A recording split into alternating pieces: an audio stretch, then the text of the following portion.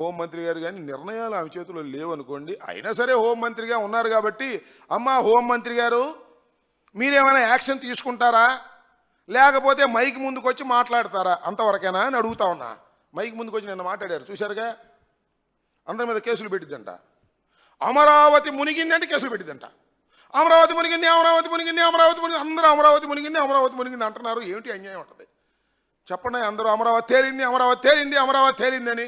మరి మునకపోతే గండి ఎందుకు కొట్టారు హైవేకి? ఇవాళ మున్సిపల్ మినిస్టర్ గారు వెళ్ళి దగ్గరుండి రాత్రి గండి కొట్టించారు. పెద్ద గండి, మామూలు గండి కాదు, హైవేకి కొత్తగా వేసినటువంటి హైవేకి గండి కొట్టేశారు, పెద్ద గండి. ఎందుకంటే మునిగిన అమరావతి నుండి నీరు బయటకు పంపడానికి కొట్టారా లేదా?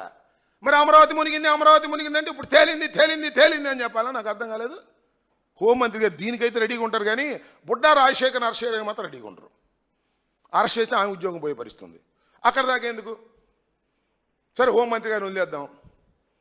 మన ఫారెస్ట్ మంత్రి గారు ఉన్నాడుగా, ఉన్నాడా? హైదరాబాద్లో ఉన్నాడా? ఇక్కడ ఉన్నాడా? హైదరాబాద్లో ఉన్నాడా? షూటింగ్లో ఉన్నాడు. అది షూటింగ్లో ఉన్నా సరేలే, అది వేరే విషయం. మీ షూటింగ్ మీరు చేసుకోండి, అది మాకేం అభ్యంతరం లేదు. కానీ ఈ బుడ్డా రాజశేఖర్ అనే వ్యక్తి, బుడ్డా రాజశేఖర్ రెడ్డి అనే వ్యక్తి మీ డిపార్ట్మెంటు, ఫారెస్ట్ డిపార్ట్మెంట్లో ఉన్నటువంటి ఫారెస్ట్ ఆఫీసర్ల మీద దౌర్జన్యం చేస్తే ఏం చేస్తున్నారు సార్? ఉప ముఖ్యమంత్రి గారు ఏం చేస్తున్నారు సార్? ఏమన్నా చేస్తారా? చెయ్యరా? చెప్పండి.